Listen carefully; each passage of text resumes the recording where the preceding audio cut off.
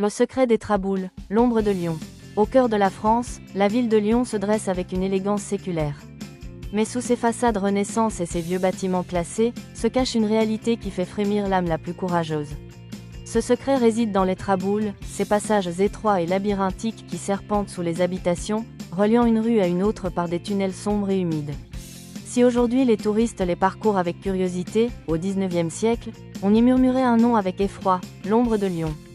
Tout commence avec un vieil artisan soyeux, un homme solitaire cherchant la tranquillité. Attiré par un loyer dérisoire, il s'installe dans une chambre vétuste du vieux Lyon.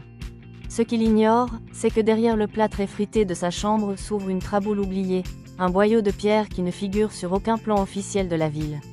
Très vite, la sérénité laisse place à l'angoisse.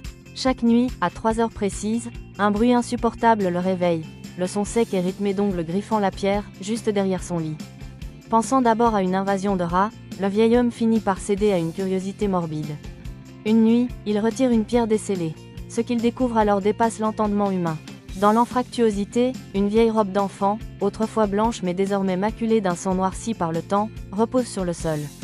Sur la paroi intérieure, un message écrit avec une substance sombre et visqueuse semble le mettre en garde, il est toujours là. Le suspense se transforme en terreur pure lorsque les disparitions commencent à se multiplier dans le quartier.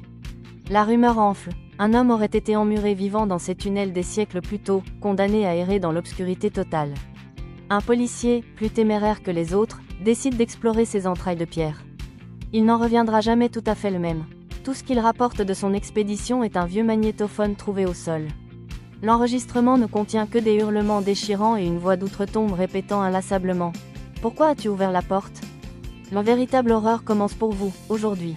Car la légende n'est pas morte. On raconte que si vous vous tenez seul dans une traboule sombre, loin du bruit de la ville, et que vous retenez votre respiration, l'air se glace soudainement. Vous entendrez alors une respiration lourde, oppressante, juste derrière votre nuque. Ce n'est pas le courant d'air des tunnels, mais cette ombre démoniaque, toujours emprisonnée entre deux époques. L'émotion nous frappe lorsqu'on comprend la tragédie de cette entité. Cette ombre ne cherche pas la violence gratuite, elle cherche sa fille, arrachée à ses bras il y a des siècles lors d'une peste noire ou d'une révolte oubliée. Dans sa folie éternelle, il attrape chaque voyageur égaré, espérant avoir enfin retrouvé son enfant. Mais son étreinte est glaciale, une pression qui broie la vie, une étreinte pire que la mort elle-même. Est-ce seulement une histoire pour effrayer les passants ?